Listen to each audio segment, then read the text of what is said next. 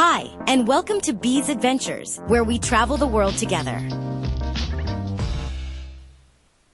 I'm Bee, and today we're going to talk about planes landing in snowy Iceland. I visited Iceland last week. The snow was everywhere, and I wondered how planes land safely in such weather.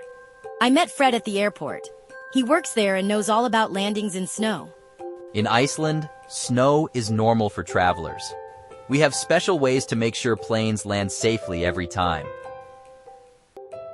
Fred told me that watching a plane land in snow is amazing.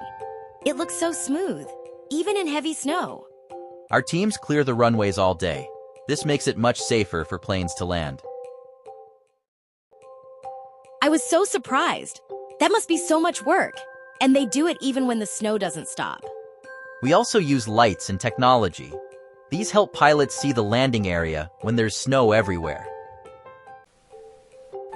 Pilots are trained for these landings. They practice landing in snow many times before flying here for the first time. Imagine landing a plane in snow. That's way more exciting than just flying solo somewhere sunny. Iceland felt like a winter adventure.